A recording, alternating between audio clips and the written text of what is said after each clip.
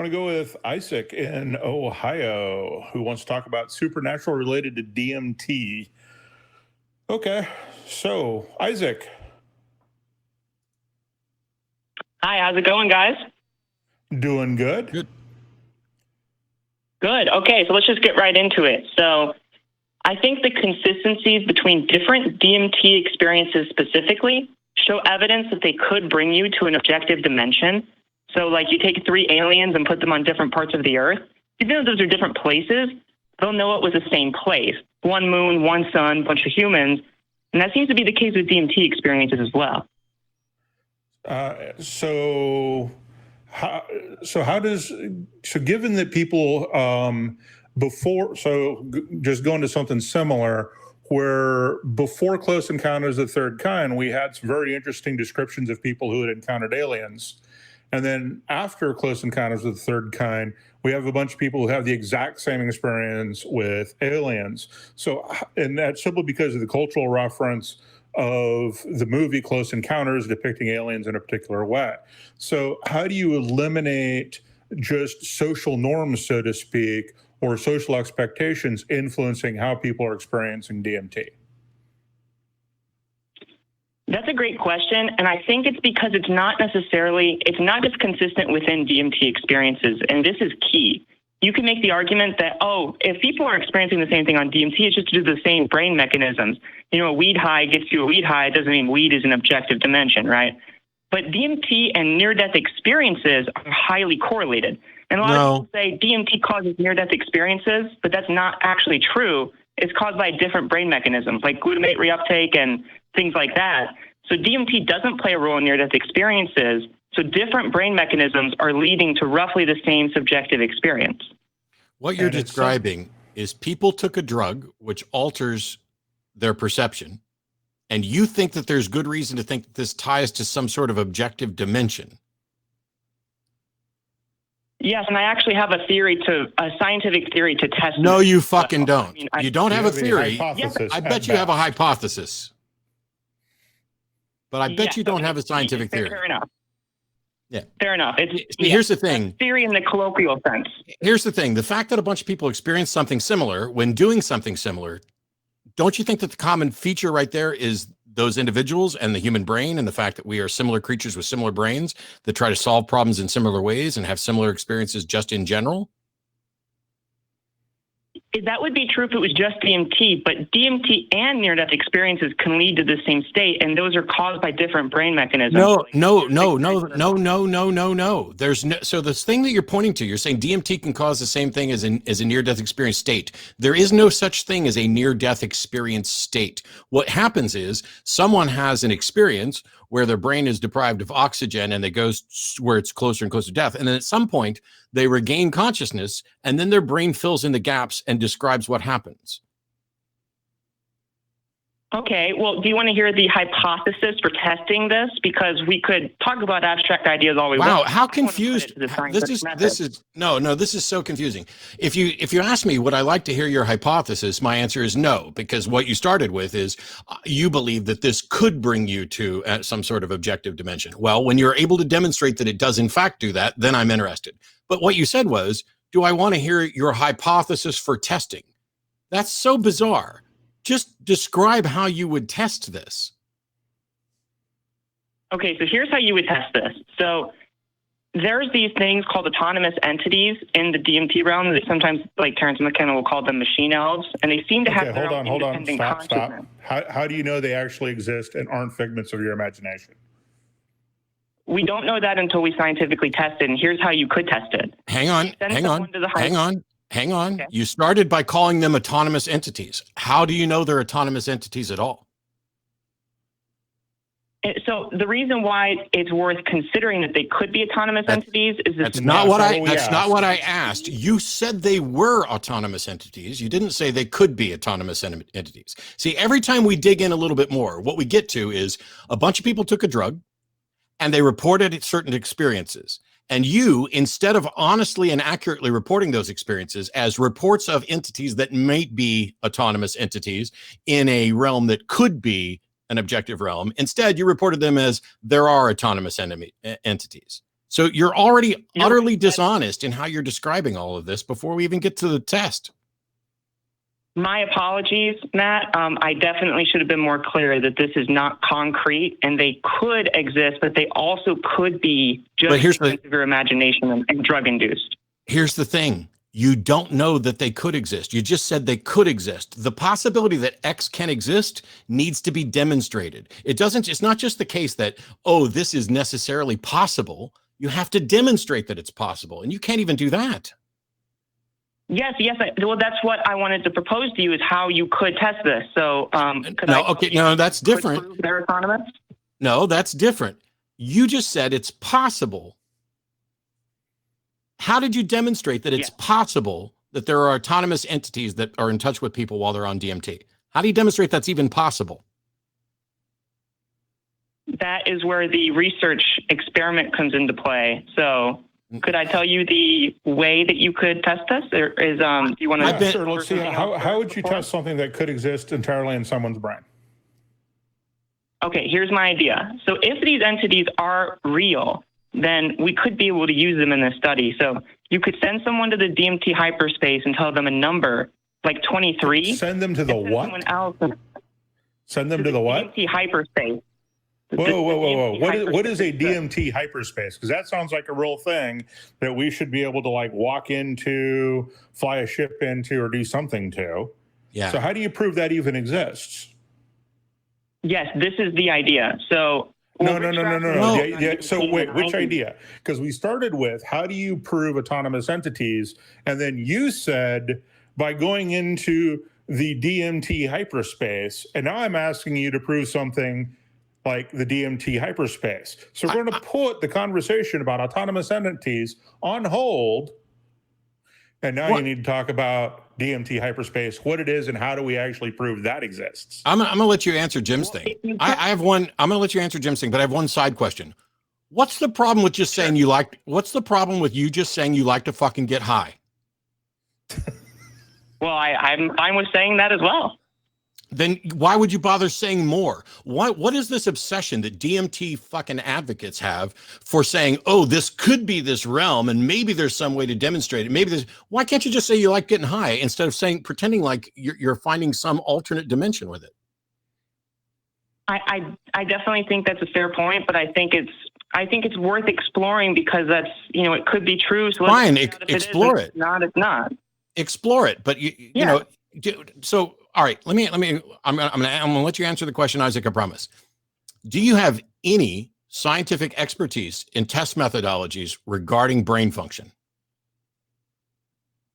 Actually, no, I'm trained in social psychology, so it's a little bit of a different field. Yeah. Go ahead. Okay. So this is kind of now you need to explain and prove that this thing called DMT hyperspace, what it is, and how do we prove that exists? Okay, so if you prove the entities exist, you would prove the hyperspace exists, and here's how you would kill two of those. No. There are two separate things that you have to prove independently. Okay, fair enough, but just think about this proposition and tell me what you think about it, okay? Okay, so send someone to the DMT hyperspace, so give them enough DMT to where they feel like they're in this hyperspace, and give them a number like 23. And have them tell the beings that, then send someone else and ask what the number was. And if they could prove with statistical significance that they got the same number. All right, so hold on. Feel like they're in DMT. That's not objective, right? If they got the same number, it would be. Well, I'm not going to be impressed by somebody. I'm not going to be impressed by somebody getting 23, but you have a test methodology. Oh my God. You do have a test methodology there where if one person gets high and thinks they're communicating with this entity, whether the DMT hyperspace exists, whether the entities exist, whatever, one person gets high, they communicate with these entities and they tell them this number. Let's just go with a 10-digit number. And then you're saying somebody else gets high and goes in and talks to the entities and the entities tell them that number. Yes. Yeah. What are your safeguards to make sure that there's not any cheating going on? That would be part of the study design, separate the people, double-blind research, and then I would want the study, if it worked, to be repeated by other scientists and show the same results. Sure, but you didn't list a single safeguard. You didn't list a single safeguard. You just listed buzzwords. You want it to be double-blind. You want it to be repeated. Cool. What are the safeguards that the two people in question haven't communicated some other way on what the number is? Right. Maybe you could separate them geographically so they couldn't contact each other and cheat. And you could like watch them to make sure that they weren't like on their phones cheating or something like that. Sure. There's ways. There's definitely. Yeah. And I actually have a slightly different objection than Matt does, because I think that you could probably design enough safeguards if you I think so too. An expert in doing these types of tests. But let's say you put all the safeguards in place and the test works. How does that prove anything other than two people got the same number at the same 10-digit number? Yeah. And you do that through what Isaac had suggested, which is repetition. Now, here's the question. No. Even with repetition, let's say that you do that. How does that prove autonomous entities in DMT hyperspace? It doesn't. What it proves is that people on drugs are somehow able to communicate independent of any normal. Yeah, that's kind of where I was headed. But I kind of wanted Isaac to answer that one. I'm sorry. So the thing, Isaac, is if and this is going to floor you. Are you high right now? Because this might knock you over. I wish I was. Okay, so it's a good thing you're not high. Are you ready for this? I'm ready, Matt. Let's assume those autonomous entities exist and they're able to communicate a 10-digit number to someone, right? That's what your test relies on. Yeah. Why hasn't this fucking happened already? And why haven't they just said, hi, we're autonomous entities. Here's how you can demonstrate we're real. I don't know why somebody hasn't done this yet. Maybe it's because psychedelic research is hard. No. I didn't say anything about doing this test. No.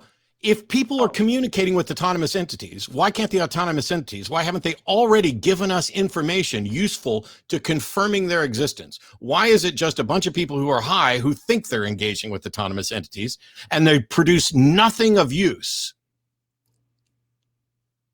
That's a good question. And honestly, Matt, I don't think I have a great answer. I think nobody does. And that's the other thing, is that even if these people are right about a DMT hyperspace with autonomous entities, they're fucking useless. They're not doing anything for us. Are they? Do they just exist in this alternate dimension to be the dancing jesters for the people who are high?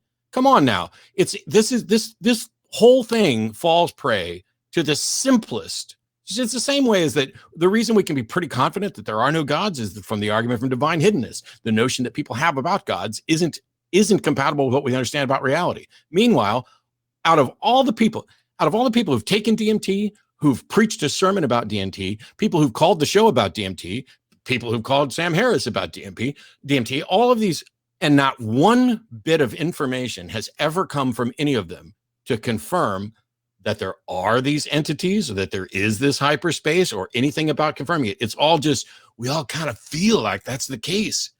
Your test, if you would have, and here's the thing, if you thought for a second that this would actually work or would be a useful test, why haven't you already done it? Why aren't you calling me with your results instead of saying, I think it may be possible and here's how you could test it? Because I don't give a fuck about it until there's actual data.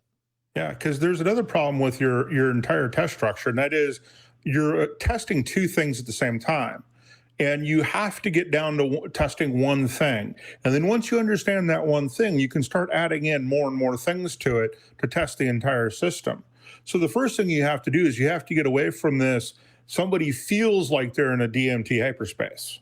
You need to be able to measure that and go, yeah, they are, or no, they're not. Then once you do that, then you need to figure out how to contact these autonomous entities and do it step by step. You're trying to prove too many things. And when you have 3, 4, 5 things in the mix, you can't definitively say that item 1 is the cause or item 2 is the cause. You could say items 1 through 5 contribute to the cause, but you don't know how much they contribute to the cause. So you have so much more work to do before you can even do it. And then do the work, publish your paper. I mean, that's the simplest thing. Yeah, and stop calling into shows to say that you have evidence for the supernatural when you don't? Yeah, I guess you're right about that. I guess you guys have given me something to actually think about, because I don't want to just, dig my heels in here. I was curious what you guys were going to say about this. Even if you were right about something going on within DMT's experience or people's experience on DMT, that doesn't mean it's supernatural. So you called in to say you had evidence for the supernatural related to DMT and that it was, I don't know, stronger than Jordan Peterson. I don't know what the hell that means. But congratulations, you got through. An argument. Oh, well, okay. I've had plenty of experiences on hallucinogens. I haven't done DMT, but I have done hallucinogenics. And at no point did I think that I was in contact with some alternate realm or getting in, even when there was a super strawberry with a cape and a big S and a smile on its face flying around my head, saying things to me. At no point did I go, you know what? Maybe when I'm high, I'm in contact with another dimension, and there's probably some way I could prove that. That actually makes a lot of sense. Someone who came on my podcast, The Lucid Truth, said that he actually could make the entities disappear at will. So therefore, they were projections of the mind. So maybe they aren't real. I don't know. I was a lot more confident before I made this call, actually. Maybe they aren't real. But here's the thing. If you list everything that's known about the thing that you're talking about that can be confirmed, what is it? Like, the only thing we have is a bunch of people on drugs are reporting similar experiences, but not identical. And your number test is great. I mean, I've done, now granted, as a magician, I could fake the results on this. This is one of the reasons why you get magicians involved in the testing. This is the type of thing that Project Alpha did. Not necessarily on drugs, but the sort of thing where, we're getting essentially a hidden image. We've also tested, by the way, the near-death experiences. And one of the things that has been done is you can take a piece of paper with a number on it and put it on top of the cabinets facing up, so that if anybody floats up off the table, they would be able to see it. And yet we don't have any results of people saying, oh yeah, when I floated up off the table, I noticed over here in big bold letters on the top of this was a sign that says, if you are astrally projecting, remember this number, 867-5309. That's never happened. I'm going to try to disprove this now in the spirit of science instead of proving it, and maybe I'll have more luck in my career as a scientist. And that's the way science works, because skepticism is not about debunking. It's not about showing that something's false. It's about attempting to confirm and then either confirming it or failing to confirm. So when you say that you're going to go out and try and disprove it, you're not really still talking about what science does, because you now have this mission of, I'm going to prove this is false. Well, let's say you spend the rest of your life trying to prove it false, and you keep failing to prove it false. Does that mean it's true? No. No. But if you keep trying to prove it true and you keep failing, that doesn't mean it's true. But the only way that you can make any headway is to actually confirm that this is actually a phenomenon. I know in my head I reversed that earlier, but I've corrected it since. And that what skepticism is doing is attempting to confirm and either confirming or failing to confirm. And so don't set out to try to prove it false. It's very rare that you're going to find something like this that you could prove is false. How would you ever show that there's not a mystical DMT realm with these autonomous entities? You have an unfalsifiable proposition. How about you think about it, get high if you want to, and if you're being responsible and legal in your area and blah blah blah, and then try to prove that it's real, or go on to other things that are more useful. Like, unless we have good reason to think that these entities in the DMT hyperspace are going to help us solve a problem with climate change, fuck them. They can call me back in 50 years. Maybe I'll do some research into how psychedelics can help with mental illness. That's great. It gives me a lot to think about on this, actually. And thanks for your ideas. I'm definitely thinking a little differently about this than I was before. Great. Thanks, Isaac. All right, guys. Have a good one. Thanks for taking my call.